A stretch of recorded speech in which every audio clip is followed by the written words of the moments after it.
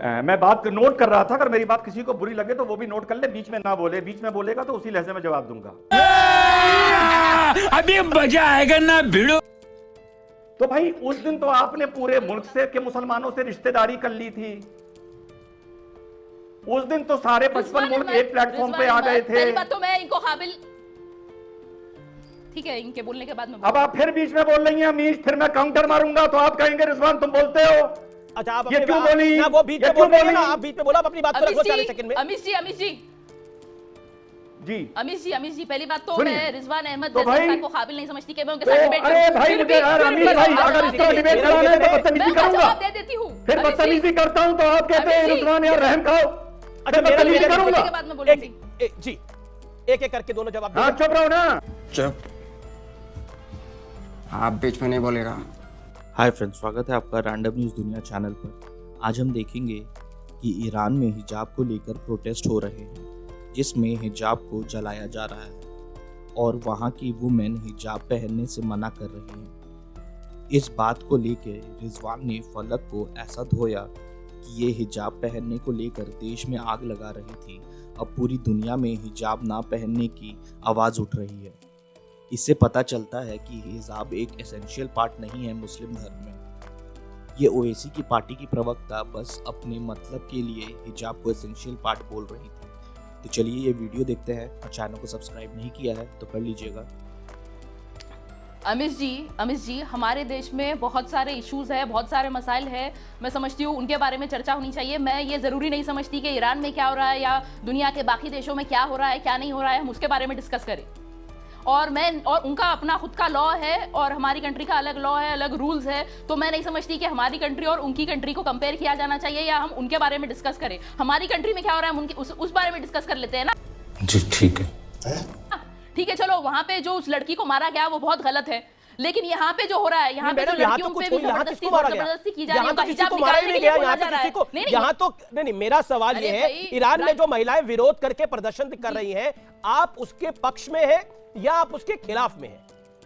तारिक फतेह ने स्वागत किया, आप स्वागत कर रही हैं या आप खिलाफ में हैं? वहां पे अमीश जी, मैं बोल तो रही हूँ, हमें वो ज्यादा जरूरी नहीं है ईरान में क्या हो रहा है डिस्कस करना। यहाँ पे हमारी लड़कियों वो ज्यादा जरूरी नहीं है तो मुझे बताइए, इतना अगर गैर जरूरी है तो आप कार्यक्रम में भी है। एक बात बताइए ना, साइदा फलक जो सुप्रीम कोर्ट, साइदा फलक सुप्रीम कोर्ट में हमारे देश में हिजाब के मामले में सुनवाई चल रही है। आप कह रही है हमारे देश के लिए महत्वपूर्ण नहीं है। हमारे देश के अंदर 1 महीना हिजाब के अलावा कोई चर्चा नहीं हुई। आप भी उसकी चर्चा कर रही थी, आप भी कार्यक्रम में आ रही थी। आप कह रही थी कि लड़कियों को अपना हक मिलना चाहिए, ईरान के अंदर लड़कियों को अपना हक मिलना चाहिए कि नहीं मिलना चाहिए। मेरा 2 टूक सवाल है, आप इतना डरी क्यों है जवाब का देने के लिए?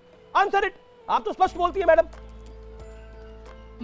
अमीश जी, मैं बोल तो रही हूँ, वो जो लड़की को मारा गया वो बहुत गलत है, लेकिन हमारी कंट्री में हमारा भी कॉन्स्टिट्यूशन है। हमारी कंट्री में तो हिजाब का समर्थन करने के लिए आप फ्रीडम ऑफ रिलीजन देता है। फ्रीडम ऑफ रिलीजन के वहां नहीं है। मैं पूछ रहा हूँ, ईरान के अंदर क्या फ्रीडम ऑफ इस्लाम नहीं है? वहां पर हिजाब का विरोध क्यों कर रही है महिलाएं? सड़कों पर क्यों उतर आई है? जवाब क्या है इसका?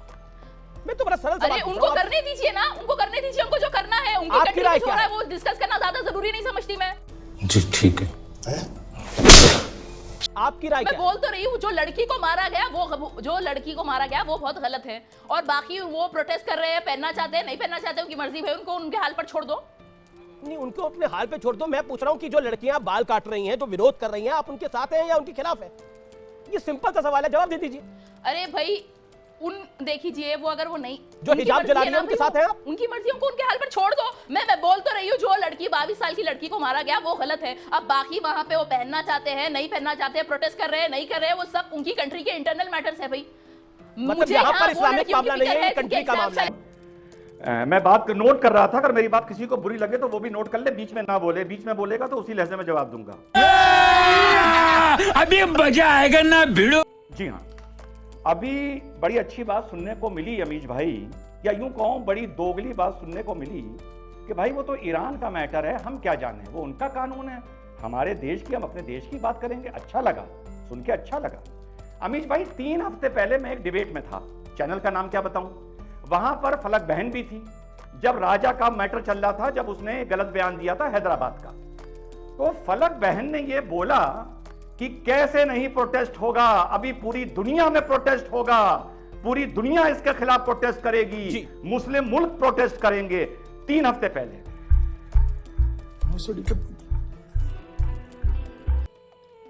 तो भाई उस दिन तो आपने पूरे मुल्क से के मुसलमानों से रिश्तेदारी कर ली थी। उस दिन तो सारे 55 मुल्क एक प्लेटफॉर्म पे आ गए थे। पहली बात तो मैं इनको काबिल, ठीक है, इनके बोलने के बाद मैं अब आप फिर बीच में बोल रही हैं अमीश, फिर मैं काउंटर मारूंगा तो आप कहेंगे रिजवान तुम बोलते हो। अच्छा आप ये क्यों बोली? ना वो बीच में बोल रहे हैं ना, आप बीच में बोला, आप अपनी बात को रखो 40 सेकंड में। अमीश जी जी अमीश जी पहली बात तो सुनिए। मैं रिजवान अहमद तो भाई जैसा को काबिल नहीं समझती कि मैं उनके तो साथ डिबेट करूं। अरे भाई फिर मुझे भी- यार फिर अमीश भी भाई मैं अगर इसका जवाब डिबेट दे- कराना है तो मैं बदतमीजी उनका करूंगा। जवाब दे देती हूं। फिर अमीश जी, बदतमीजी करता हूं तो आप कहते हैं अमीश जी। रिजवान यार रहम खाओ। अच्छा फिर बदतमीजी मेरा करूंगा। के बाद मैं बोलूंगी। जी एक एक करके दोनों जवाब हाँ दीजिए। चुप रहो ना। चुप। आप बीच में नहीं बोलेगा। अब फलक जी तो मेरा निवेदन मानिए ना, वहां पर तो रिजवान आप अपनी बात कर ली करो। थी, लेकिन आज पासा उल्टा पड़ गया। तो आज हिंदुस्तान का मुसलमान अलग हो गया। अमीश भाई म्यांमार में जो मुसलमान मारे जा रहे हैं वो भी उनका इंटरनल मैटर है ना। फिर रोहिंग्याओं से रिश्तेदारी क्यों करते हो? रोहिंग्याओं से रिश्तेदारी करना बंद कर दो। उन्हें कहा उनको गोद ले रखा है, गोद में बिठाते हो, ये भी बंद कर दो। तो गिरगिट की तरह रंग ना बदलो, इंसान बनो, कम से कम इंसान। पहली बात। दूसरी बात जी 30 सेकंड और रिजवान। अमीर भाई 1970 जी तो 1979 के बाद, तारिक भाई को ये बात फैक्ट पता होगा, उससे पहले जब हम बड़े छोटे थे, वेस्टर्न यूपी का हूं, तो हिजाबन और बुर्का पहनने वाली औरत इतनी एक्सेप्शनल मानी जाती थी कि ये चीज डिस्क्रिप्शन में आती थी कि अरे वो बुर्खे वाली याद करो, या वो हिजाब पहनती है वो औरत। इतना कम हिजाब था 1979 में। मैं होऊंगा 10 साल का और वेस्टर्न यूपी का मैं हूं। इतना रेयर था, पहनती थी 100 में से एक। 79 से 89 के बीच में आते आते ये सारी हिजाबनें पैदा हुई हैं और 89 के बाद 89 तक ये जबरदस्ती पैदा करी गई, पर उसके बाद रिवायत बन गई।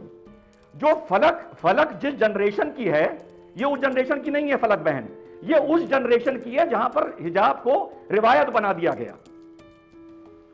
और आज की तारीख में अगर मुसलमान लड़की कहीं बाहर घूमने जाती है, ये सिर्फ उसका आइडेंटिटी बन के रह गया है। आइडेंटिटी, ठीक है। हिजाब अमीश भाई एक हाँ जी आपने ओके फलक आप इसका जवाब दे दे 40 सेकंड के अंदर।